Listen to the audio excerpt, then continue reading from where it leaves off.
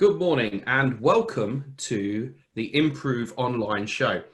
Today we're talking about there is no new normal for business after COVID-19. There are those that have pivoted, those that have hibernated, and those that have folded, and those that have thrived. How do you think businesses have responded? Who have done well and why? And what will the future hold? My name's Adam Harris, and I'm going to be your MC and host. The first thing I want to do is just to alert you to a couple of things, just so that you can navigate through the webinar and we can get it as interactive as possible. So the first thing I want to do is to just alert you to top right-hand corner.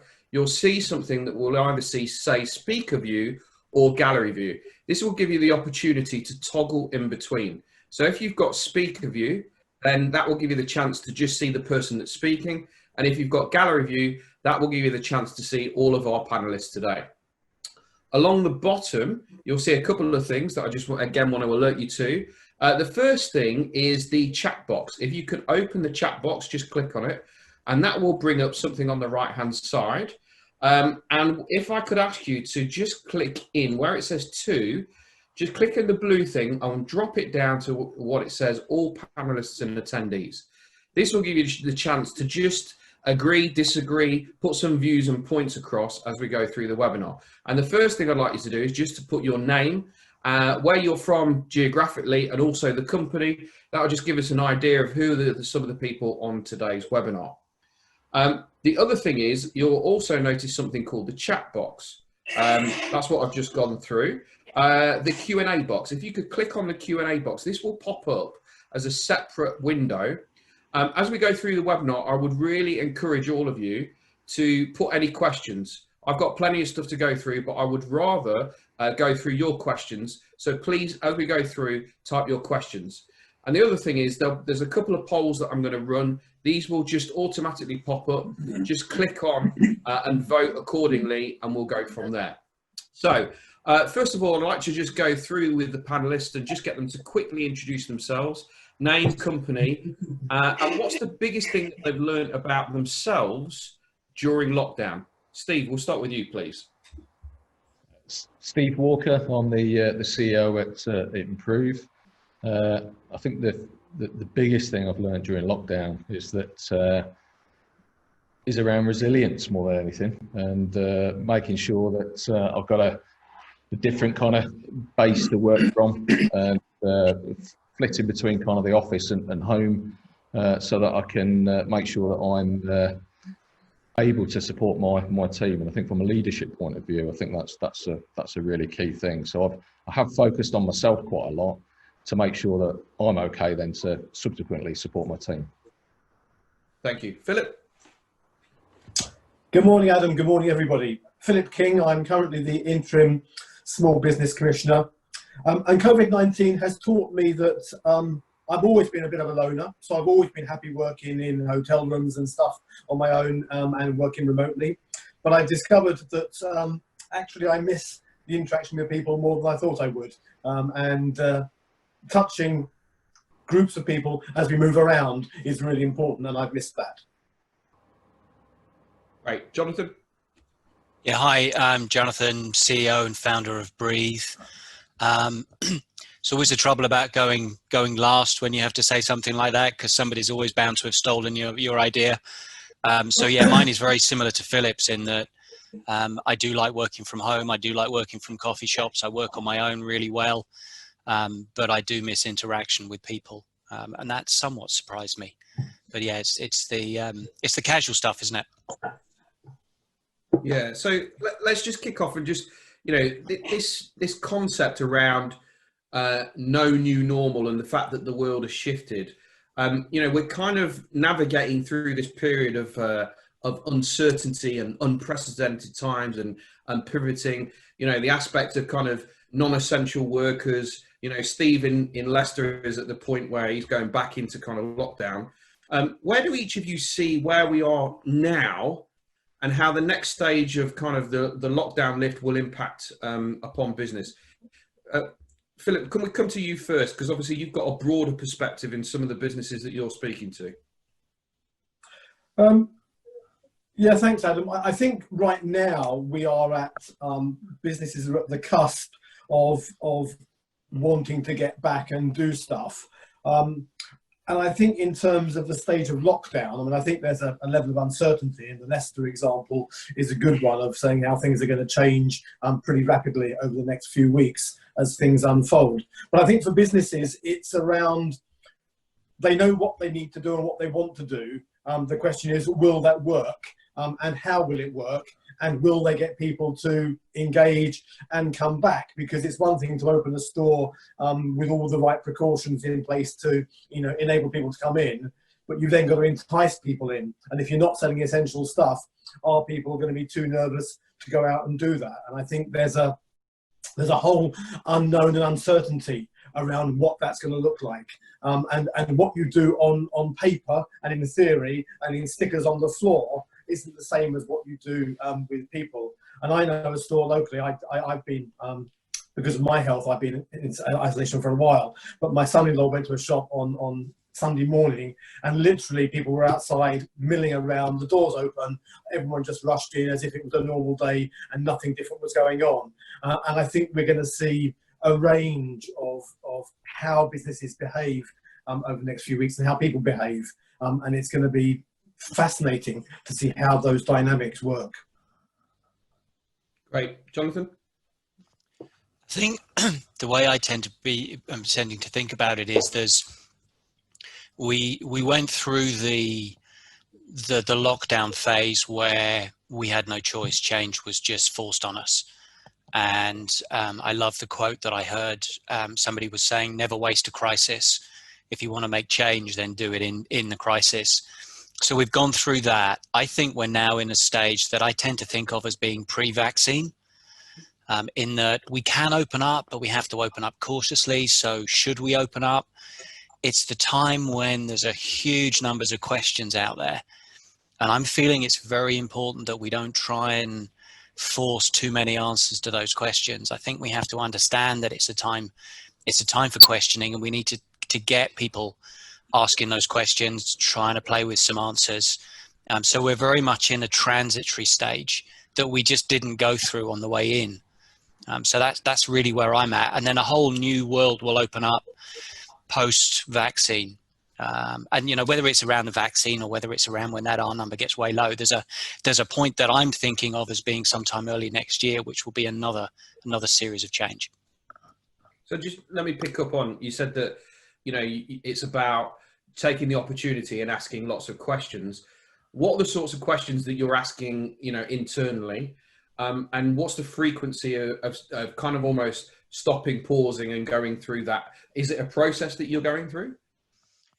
I think, yes. I mean, we've got a number of processes that we're going through, and we're asking questions across the whole business. So we're starting off with the team. We're constantly putting out feelers as to how the team's doing, and that's up and down. People are up and down, almost day in, day out, and that's just natural. That's just normal. But we're also asking questions of the strategy of the business. We're asking questions of the operations of the business. Can we do things more efficiently? What have we seen that's worked that we want to hold on to? What have we seen that hasn't worked that we want to let go? So there's just loads and loads of questions. And I, for one, see this as being, we're maybe in a privileged position, but I see it as being a massive opportunity for my business and a lot of the businesses that we're talking to. It's just how we make the most of it. Mm-hmm. Yeah, thank you, Steve. Yeah, I'd agree with all of those points. Being again somebody that's coming back into lockdown, I think obviously local businesses here to Leicester have been really excited about opening back up again this week, and obviously now they're not going to be able to do that, which obviously has a local impact on the local economy here. I think what we're seeing, just to echo what Jonathan was just saying, what we're seeing with a lot of our customers is that they're trying to be as agile as they can be from a business planning and strategy point of view, because you just don't know what the answers are and where things are actually going to go. And I think Leicester is a case in point. You can have the best laid plans in the world, and then all of a sudden they're having a complete knockback.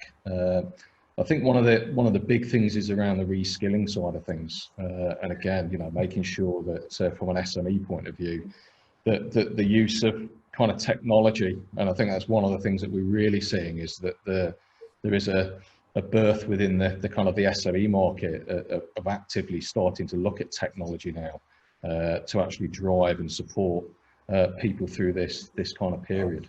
And I say with what Jonathan said as well, you know, a lot of the change has been forced upon us, but you know, we've got to make the best of it and keep driving forward. So I've just opened up the first poll.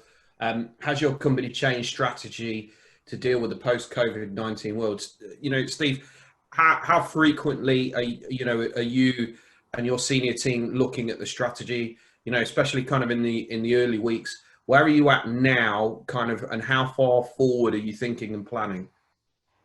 Well, we're looking at it every week. You know, we've got a very clear plan of where we want to be by the end of this year, but we are having to look at it almost on a weekly basis to make sure that we're staying on track with all of that. I mean, we are in a slightly more fortunate position that we have kind of online learning technology, and as I say, we are starting to see the birth of SMEs starting to engage with this sort of technology for the first time. So you know, it's trying to kind of manage that growth. I mean, we are actually recruiting as well at the moment. So you know, as I say, we're in a slightly different position to probably many out there, which yeah, we have to be sensitive to in the way that we discuss that with people.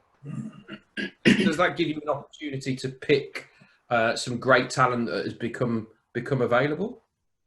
Potentially, yeah. I mean, we've only just started the recruitment process, and it was really interesting that we launched one job advert yesterday, and we immediately had sort of 40 respondents, and that's growing by the hour. So it kind of does show you that you know, within those types of particular roles, particularly around the sort of sales side of things, that there is going to be a mass of people out there that are looking for new roles.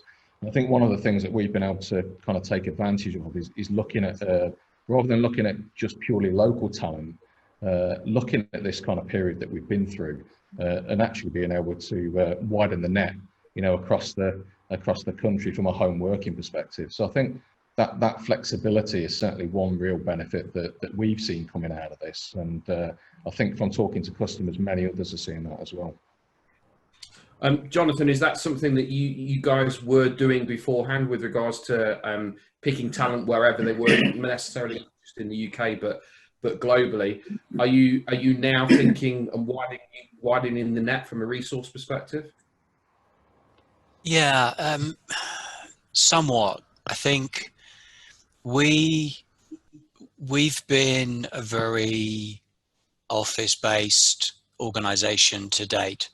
So we have our centre, our HQ based in Horsham in West Sussex, and generally speaking, everybody has always worked from here. We have a flex policy so that everybody can take at least one day a week working from home. But typically everybody is based at the office.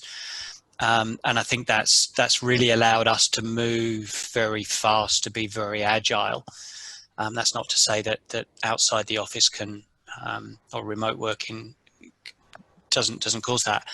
I think I'd be somewhat cautious about there seems to be a popular press thing of, oh, now the new norm is complete agile working and everybody's going to be fine with that.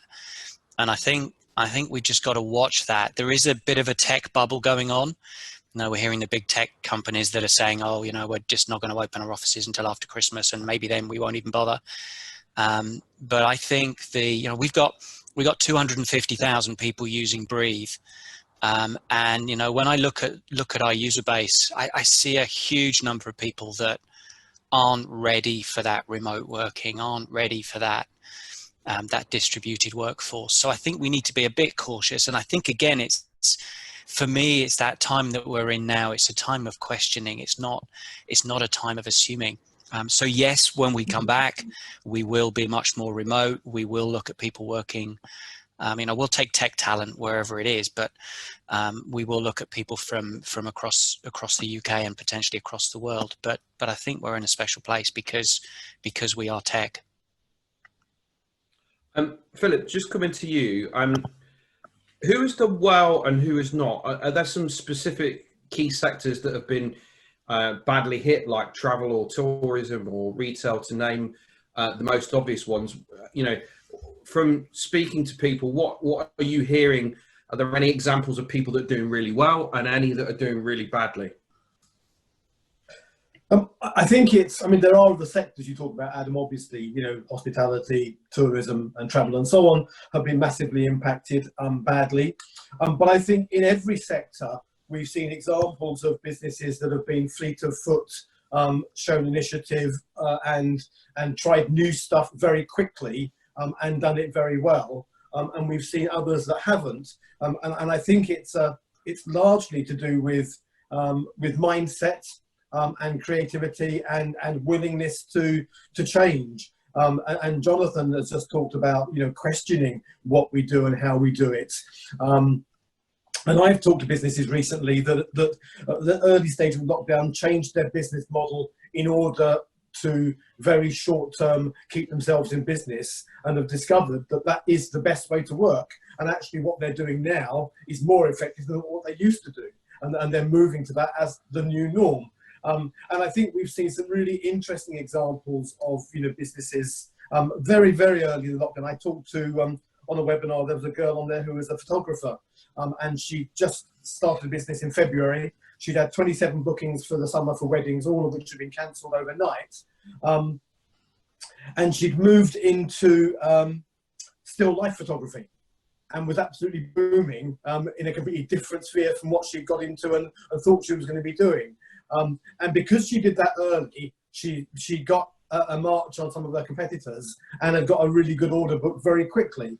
And I think we'll see some businesses that will do really well as a result of the way they approach their business, and others that won't, who are sort of hanging on, hoping that things will improve. So I think it's less about sector and it's more around entrepreneurialism and creativity in owners. Both Jonathan and Steve nodding their heads very much. Jonathan, any examples of any customers or people that that have adapted and taken advantage of the situation? Yeah, I was just thinking as Philip was speaking there, on my way in, I picked up a coffee. The coffee I picked up was at a cafe that had its grand opening 2 days after lockdown, or rather didn't. So they'd gone through, they'd renovated the whole place. They've done an awesome job, as I've seen from the outside. But they pretty quickly worked out that they could open up one of the windows, turn it into a hatch. So as soon as they could, they got open again doing takeaways. And they're now doing a roaring trade. They're close to the park in Horsham. So they've just pivoted completely. Okay, they're still a cafe and everything, but they've changed very dramatically. And I think, sometimes the change is going to be massive and sometimes the change is quite small. But the important thing is, I think, to be open to that change. Yeah, and I think you're right. I think it's the aspect of thinking innovatively and creatively and just thinking, okay, what was known before is not necessarily what is right now. And, I've been saying to a lot of people, look, you've got a blank sheet of paper. You can start again. You're not constrained by anything. How and what can you do completely differently? And I think those that, picking up on what Philip's said, those that have that different thinking pattern and a different mindset, those are the ones and those are the companies that are just going to, be able to adapt quickly. Steve, any examples of anybody that you've seen that's been doing really well?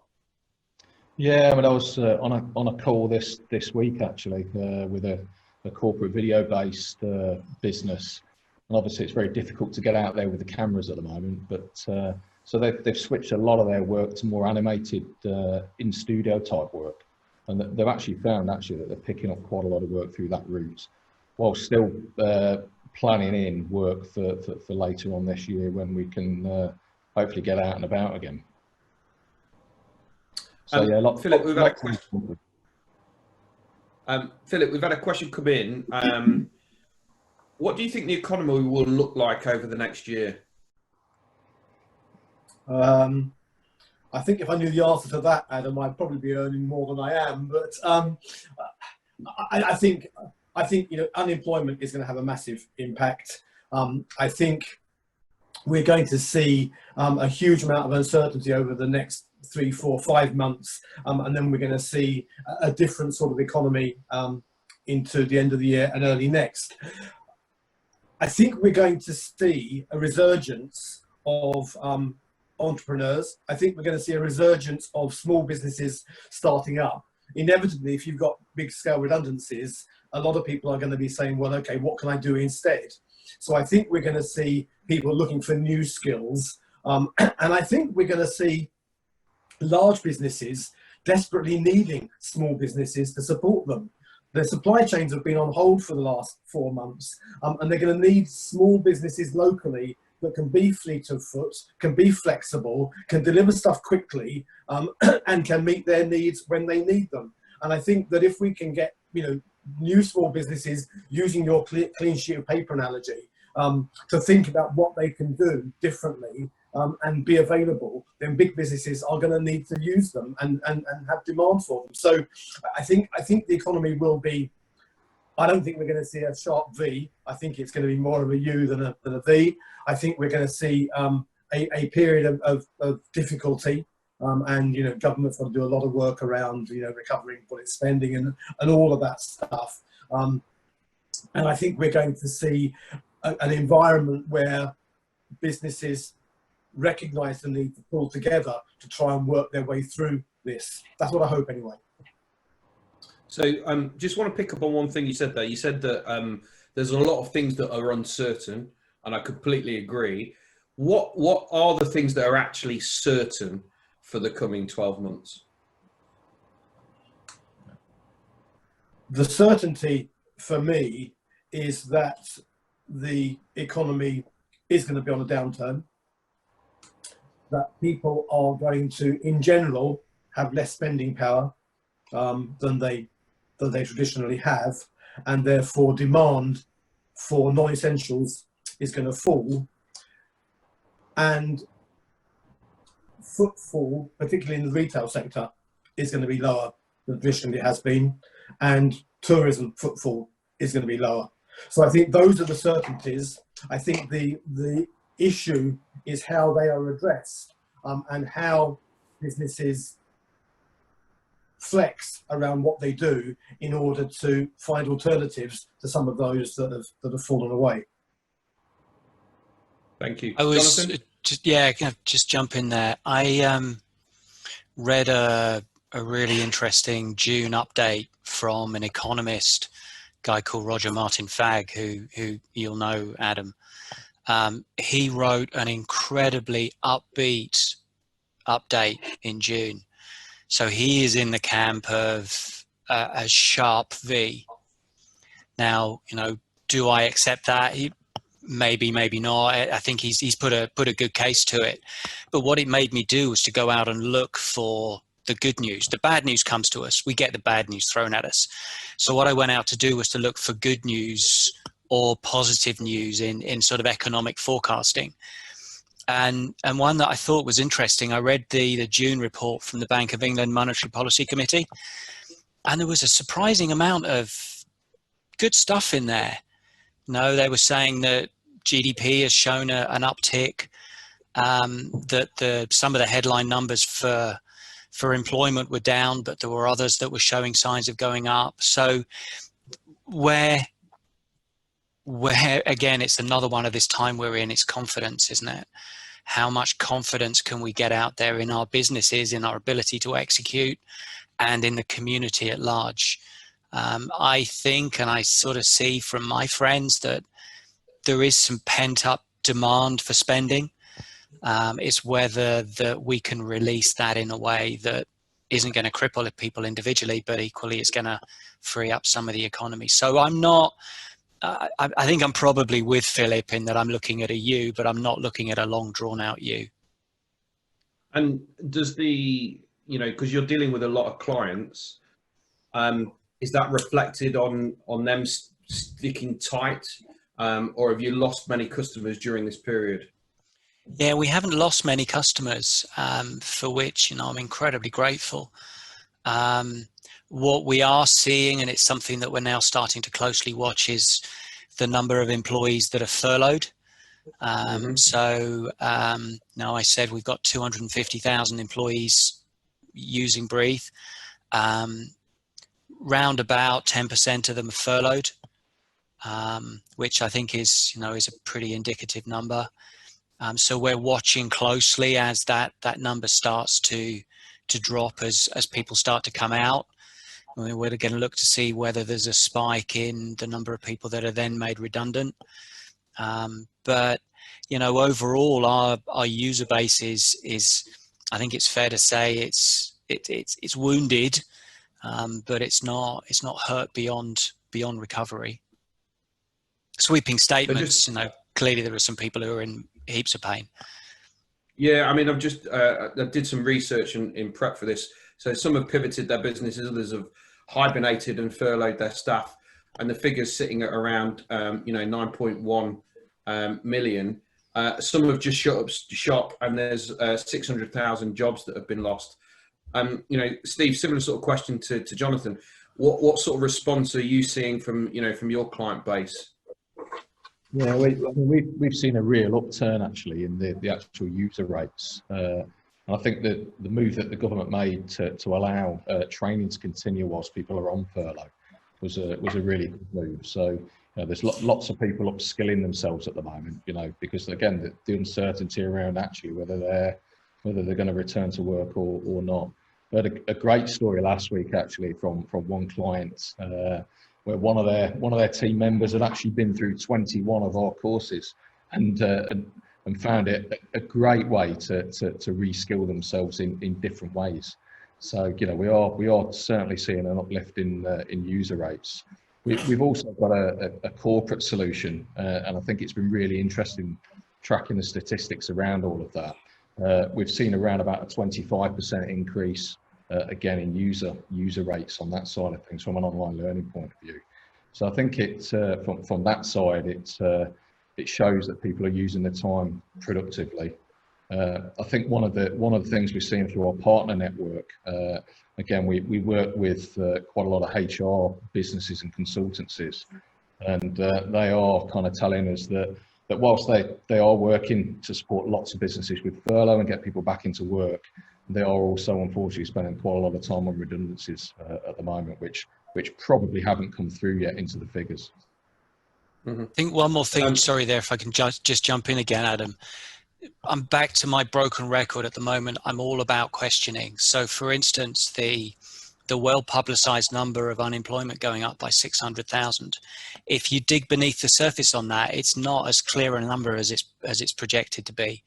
You know, so if that's a number that worries people, then if those people are running businesses, I'd encourage them to dig down deeper into it. The headline numbers, I honestly don't think the press are doing us any favors at the moment with the way they're pushing the same message. There you go, off my hobby horse. So we've had a question come in from Ian Cooper. Jonathan, you referred to the Bank of England report and another recovery view. How do the panel think we can sell the positives when the mainstream media appear reluctant to do so? What's your view on that, Jonathan? How can we sell the positives? Yeah. You know, my initial view was the starting point was to encourage people to switch off the news. That's probably a bit to bury your head in the sand, but it's conversations. So I'm constantly talking to my team. I'm sharing with them what I'm thinking. Now, I can have a bigger effect on the people that are around me, and we all need to start doing that. So if I talk to my team, I'm not going to tell them the economy is going to do this and this, that, and the other, but I'm going to say to them what I think is happening. And when I get it wrong, I'm perfectly prepared to say I'm getting it wrong. But I think we all need to do a bit around our own community. And it's not, I'm going to get back on the hobby horse again. It's not about giving answers. It's about giving questions. So has your role as a leader changed during this period? Yeah, it has. Before lockdown, before all this madness, I was probably, I would say, sort of 50-50 on strategy and culture. The moment we went into lockdown, I went, I don't know, 70% culture and 30% how do we handle the impact. Now I'm going back into culture is always still there very heavily. I'm still watching the impact a bit, but I'm back on the strategy again. But throughout, for me, culture's been the strong thing. The way, Philip mentioned it, the companies that have handled this well, I believe, are the ones that have got a great culture in place, and the team are able to pull together and handle the knocks, and to still make good decisions, make good progress.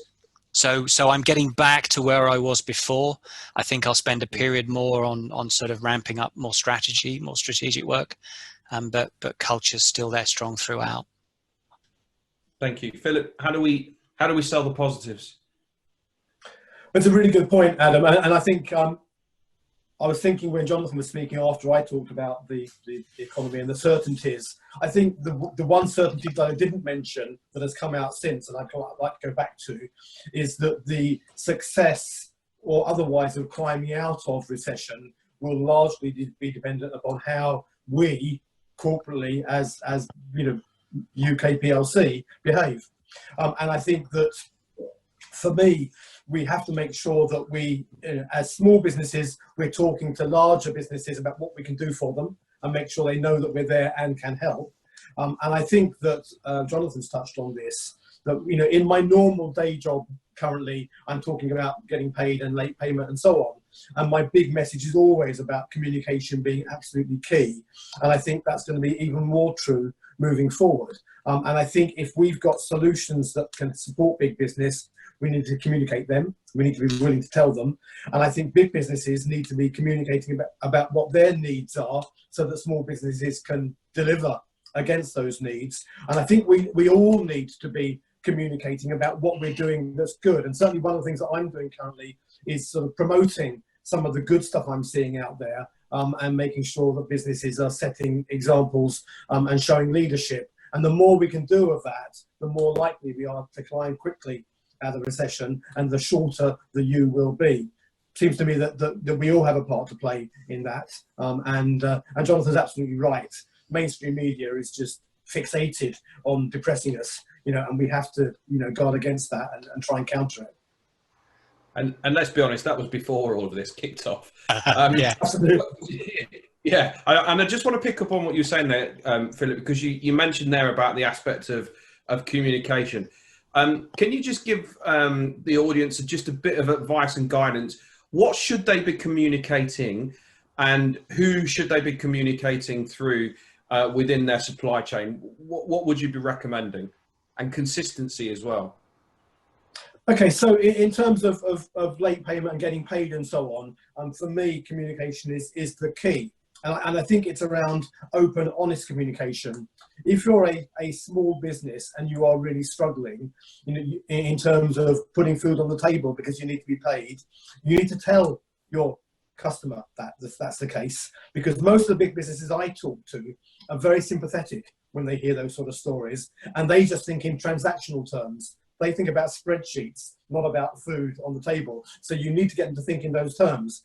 And in terms of who, talking to an accounts payable team in Krakow, is unlikely to get any particular sympathy and anything beyond the process. So businesses need to talk to their contact, whoever placed the order with them, whoever they negotiated with, whoever uses their service, talk to them and get them to bat for them internally. And big businesses, if they're struggling with cash, and I was talking to you before we started this broadcast about the fact that for many businesses, they're in as parlous a state as small ones. It's just with bigger numbers. And if they are struggling, they need to talk to their supply chain and make sure that they're honest about that, because trying to hide stuff is pointless. And the more open and honest we are, the more we can work together and help each other. And big businesses can release some funds to the smallest suppliers if they need it. Small suppliers can be flexible about what they do and how they do it, but all of those things can only happen if we're communicating honestly and openly. I'd add something to that. I think the first stage is so often being open and honest with ourselves. So it's actually, do we understand our business? Do we understand what our debtors' positions are? You know, really, do we have a grip on the day-to-day running of our businesses, especially when time's hard? You know, I've been in circumstances in the past where, no, we've been close to losing the business in previous recessions. Excuse me. And you know, the best thing you can do is at that stage, I think, is to stop driving for new sales and spend a little bit of time really understanding where you are and who are the best of your supplier or your customers that you can go and chase. So it's open and honest with yourself. Yeah, and I think you know, look, I'm a coach and a non-exec director, and I think sometimes that ability to be able to stop, pause, have those people around you that can kind of challenge and support you. You know, those people that haven't had that, you know, must have felt incredibly lonely through this situation in just kind of going, well, where and who can help me? Steve, just want to make sure I get your view on this. You know, how and what should, you know, do you think we should be doing to kind of big up the positivity? I think we've, like we've said there, we've all got a role in doing that. I mean, I've stopped watching the news now in the evening. I mean, it drives me mad. But I think, you know, through a lot of the business support type organisations and membership type organisations that we link in with, so people like the Institute of Directors, you know, the Chambers of Commerce, all these sorts of people, you know, making sense of the numbers and what's going on out there, and then pushing those good news stories out through those networks to drive that confidence and you know, good feeling about things. I think a lot of it is down to that. Philip, I just want to come back. We were having a conversation before we went live about funding.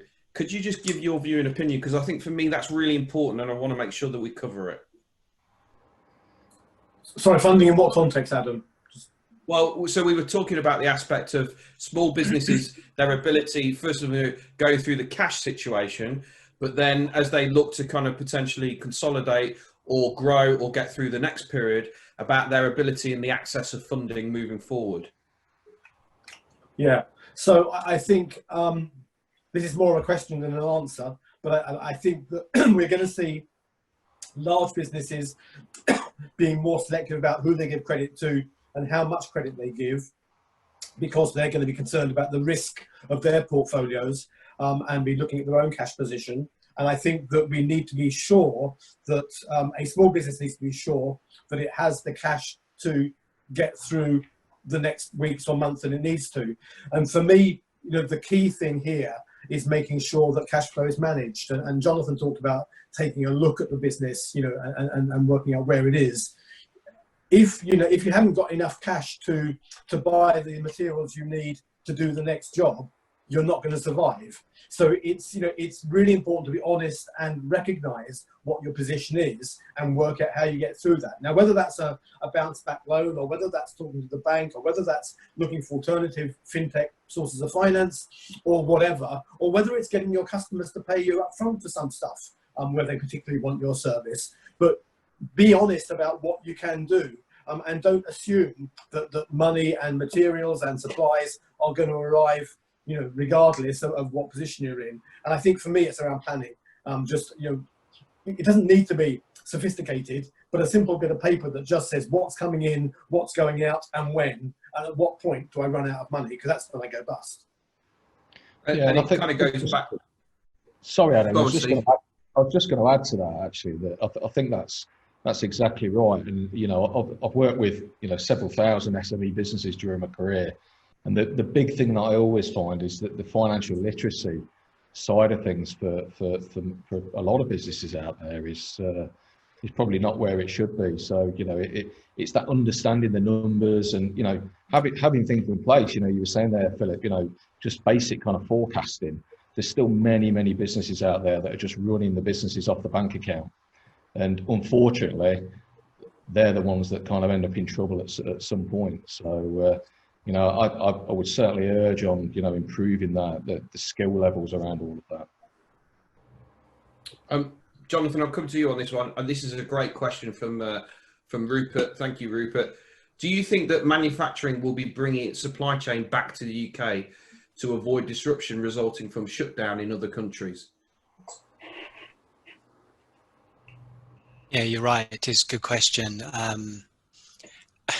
As a software guy that arguably doesn't make anything real, maybe not the best person qualified to answer it, but I think there will be a fairly large element of that going on. I think certainly in the short term. Now, there are things that can't tend to be affected in the very short term, but I think we are seeing, we're definitely seeing an anti-globalization backlash. I think that's bigger than just COVID. I think COVID has added to that argument. There's some fantastic work being done by KPMG on mega trends that reports well worth reading and studying. And I think we are seeing a move away from the huge globalization that we've had over the last sort of 5-10 years. But I can't see it being a record-breaking change. You know, I think certain countries are good at certain things and that their economies are ripe for that kind of stuff. And I just think it's going to carry on. So some in the short term, but overall picture, I think it will maintain. Yeah. Philip, thoughts on that? Well, I think I think Jonathan's right, but I think it will be accelerated if local domestic suppliers can deliver good quality, you know, and make their case for what they're doing. So I think fundamentally, we're not going to see a massive shift, but in the short term, businesses are desperately going to need supplies very quickly, and therefore there is going to be demand. And if small businesses can meet that demand for the short term and do it effectively, then they can be in a much better place to pick up on it as we come out. So I think it's to a large extent, the answer is in our own hands. Mm-hmm. Steve, slightly, and another question that's come in. Is the government's $5 billion investment boost to bounce back stronger? Is that enough to kickstart the shape V? I think it's a great unknown, isn't it? Really, you know, it begs more questions than answers. And you know, I think in terms of the work that the government have done so far to support business. And you know, we've been no different to many out there where we have taken advantage of some of the funding streams that have been available. I think that they've made it incredibly easy to access funding, and it certainly, you know, I can only talk from our perspective, but it will certainly help us to continue to grow as we kind of go through the year. But again, you know, picking up on what Jonathan said, you know, we are in a slightly different position, being in the technology side of things. Taking a different path now. Jonathan, how have you been supporting your customers through this period? We took the decision very early on to add functionality into Breathe that was going to support customers. So within the first 2 weeks of lockdown, we had the start of furloughing functionality added. We built on that as weeks went past. We also built on working from home functionality. And then just sort of from the product perspective, we're currently adding more work around the crunch that's coming towards the end of the year around holidays. So there's an awful lot of people that have cancelled their holidays that aren't going to get some holidays, but they're going to get to the end of the year, sort of October, November, December, and companies are going to find that there's vast amounts of holiday untaken. So we're adding functionality for that. But over and above all of that, we switched our content writing team almost immediately into providing useful content for our customer base, be that around how furloughing works or how to start reviewing your strategy, or, you know, all the other nuances around the situation we're in. We've run, I think it's now 6 or 7 webinars on the topic ranging from initially how do you up the level of communication to how do you become more agile. We've now, just a week ago, we ran a webinar on, we know so many of our customers are thinking, how the heck do we change our offices?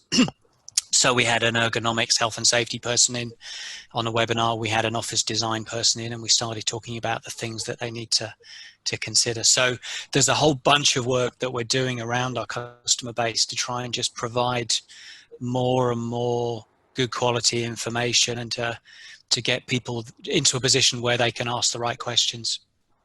And just interestingly, how much of that is percentage-wise because the customers are asking for it, and how much of it is you as an organisation having foresight and going, we know that the customers are going to need this? Initially, it was largely driven by us. So we were sitting down as a leadership team and saying, what are the questions we're asking ourselves? And if we're asking those questions for ourselves, then probably our customers are asking them of themselves as well. Since we've got into it, no, once you run a webinar, you get a whole series of questions and comments that come through, and they feed the next level of content writing. So, you know, it's a mix. We're trying to look one step ahead, which is great for us as well. But we're also equally trying to answer the questions of the moment. Thank you, Steve. How are you supporting customers? Yeah, largely down again to the things that Jonathan said there, and just building on that.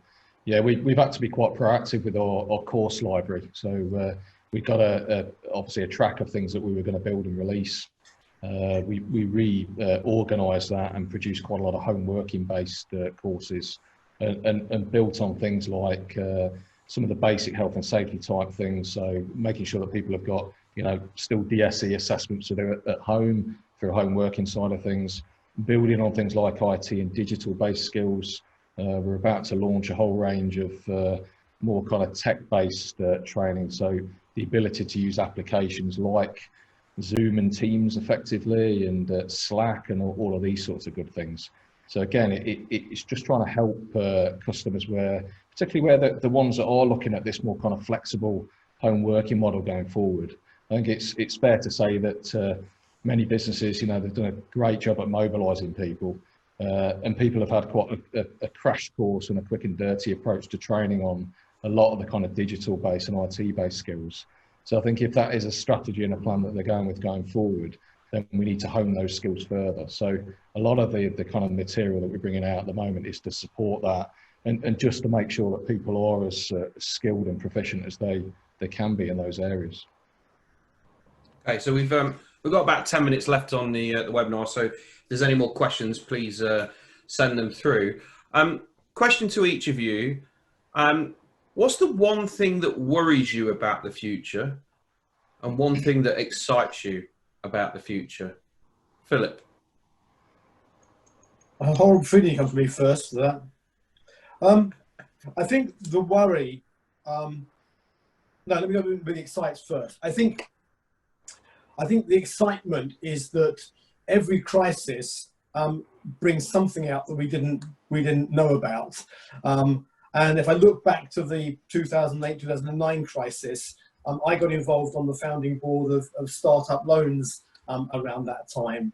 And Startup Loans has been a huge success. I've not been involved in it since the first couple of years it was running, but it's been a huge success. And that was born out of a crisis, which I think has transformed the lives of thousands of youngsters who've been given money to start up businesses. So I think my excitement is around what will come, we haven't seen yet, as a result of the crisis that we're coming out of. As people look for new ideas, or something will emerge, and we'll look back and say, you know what, that wouldn't have happened without COVID. So I think that's the excitement.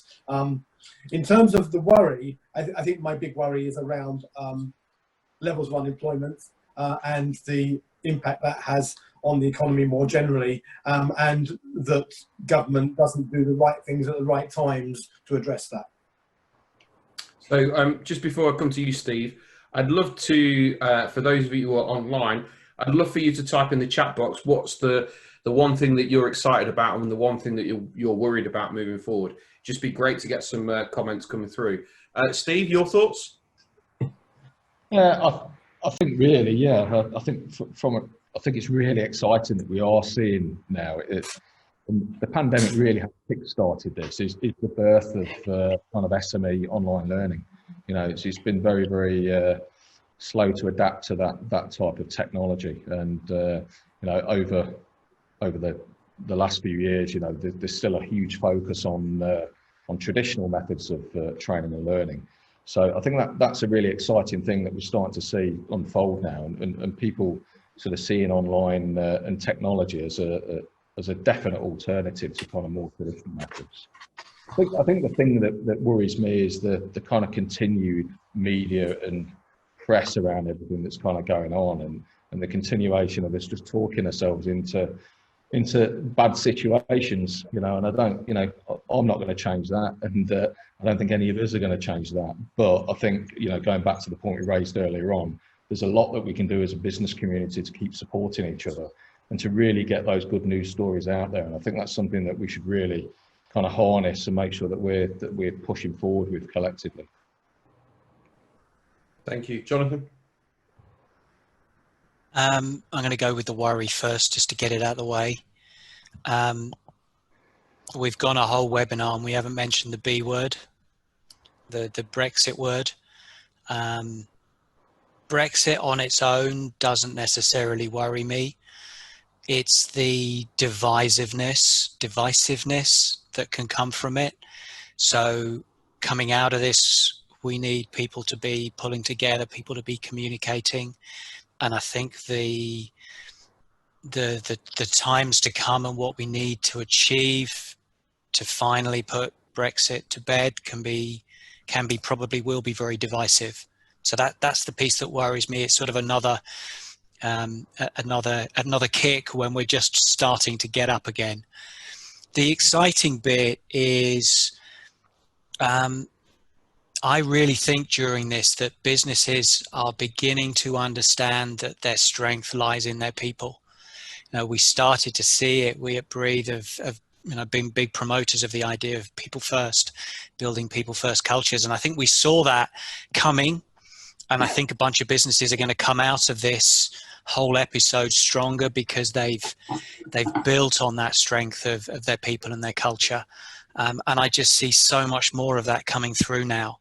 And that's the place to be. That's where productivity comes from. That's where satisfaction comes from. That's where engagement comes from. And you put all of those three together and you've got strong businesses no matter what gets thrown at them. So excited about that, about time. Okay. Steve, come to you first on this. Again, we'll just go around the panelists. What's the one thing that you will definitely keep the same through this, that you've learned through this period? And what is the one thing that you're going to change as a result of the learning that you've taken? I think the one thing that will remain is we're only a small business, and I think the one thing that will remain is the flexibility around the working for people. I think that the one thing that I've really recognised is the importance of that kind of work-life balance, and making sure for myself, you know, individually that I try and maintain that and be a bit stricter on that work-life balance side of things. So I think that's one really good thing that's kind of come out of all of this for us as a business, and also for me personally. And what's one thing that you're not going to change? Not going to change. Yeah, so what's been reinforced? The plan and the journey that we're on. As I said, you know, earlier on, we are looking very carefully week on week on where we're going against the plans that we've got. But we're certainly not going to be changing where we're heading sort of long term. We're obviously having to, you know, listen very, very carefully to customers and partners that we're working with at the moment to make sure that the technology that we're building and the functionality is fit for purpose and meeting all of their kind of external customer requirements. So that's very fluid from a development perspective. But in terms of the overall plan, that's something that we're certainly not going to change. You know, it's navigating our way through whatever challenges throws at us over the next kind of few months. Thank you, Philip. One thing that you are going to stick the same, and one thing that you are going to change as a result. So keep the same, I think, is that people are always key to everything we do. You know, we buy from people, we sell to people, we get paid by people, and we work with people. So I think my focus on people will be as strong as it's always been, particularly around the team that work with me and for me. I think the change for me personally that I will put more value on informal communication and collaboration. So I think the one thing that I've probably missed is the sort of passing comments in corridors that have sparked ideas that don't come out when you're just having structured interactions. So I think I will endeavour to make more of those and put more value on them. Thank you. Jonathan? From a change perspective, we're going to change the way we use the office. January, February was looking for more office space. And certainly going to change that. We're still going to be an office-based culture. You know, we're still going to have the sort of the headquarters, the place where we all come together. But I think the way we're going to use it will change. Haven't quite worked out how it's going to change yet, but it, you know, it's something I can definitely see will change. One thing that I want to keep the same as we come out of lockdown is I've loved the different level of communication that we've had as an organization. You know, we have a Monday morning all hands meeting on Zoom. And I don't know, I just love it when people have their kids appearing in it and you see more of the real person. And that's so special. That's just something that I want to try and find ways of keeping going, keeping alive, that people should be and can be and are themselves. There's no sort of work life and home life, work me and home me. Let's see if we can find a way to keep that going. Yeah, I heard a phrase from a speaker friend of mine a couple of years ago, and for me, it's really pivotal for this moment in time, which is humanized to professionalize. And I think this whole period has really allowed us to just understand the individual. You know, we can't have a cookie cutter approach. We've got to really appreciate the individual. So, last question. I'm coming to you first, Jonathan, because you've spoken a lot about the aspect of challenging ourselves and asking great questions. So, what's one great question that you think those people that are on this webinar or watching the recording, what's one great question that they should be asking themselves or their business? Wow, now I wish I was last on the list. I don't think it's a massive groundbreaking question. I think it's something around how did I handle it and how could I have handled it better? So it's a question that maybe just generates more. You know, I've got the model, after most things, do what went well and even better if. You know, what went well with the way we handled it, how could we have done it even better if we'd done something different? So that's probably where I would focus. But that for me, I think, is an ongoing question that you ask anyway. Thank you. Philip? I think the best question people can ask themselves is, what is my true strength and how can I add most value to whoever I'm talking to, whatever the relationship I've got, and how can I do that? And a secondary question, if I may, is when am I going to run out of cash and how can I avoid doing that? Great questions. Steve? Yeah, I think just building on that, I think it's that question around, do I really understand my business and the numbers? Yeah, that is going to be absolutely critical. I was having a discussion this week with another business that I'm involved with and trying to build out those kind of what if type scenarios. I know it's very, very difficult to do that at the moment, but I still think that you need to be considering those sorts of things. Great. Steve, Philip, Jonathan, thank you very much. For those of you that this is the first time, this is a regular occurrence. We do these quite frequently. Please make sure that you share the recording with those people that you think will be interested. And I look forward to hosting again with and for the Improve Show. Thank you very much. Have a great day. Cheers, Thanks, guys. everybody. Bye-bye. Thanks to the IOD for supporting the Improve show today. Just for those that don't know, the Institute Directors is a national membership organisation supporting directors and senior leaders in the industry. They hold a variety of networking events and professional development sessions that are all currently online to support members and to enable them to meet with fellow decision makers. The other benefits include use of meeting facilities countrywide, business information services and digital academy. In the East Midlands, the IOD has a vibrant membership and a range of events. I've personally been involved as a member for 14 years and have been very active from leading the Young Directors Forum to now an ambassador for skills and learning technology. I've always found IOD a great place to meet fellow and like-minded people to share best practice, and I use their services for members on a regular basis, which creates excellent value for money. For the duration of the COVID crisis, the IOD joining fee is reduced from £640 in the first year to £415.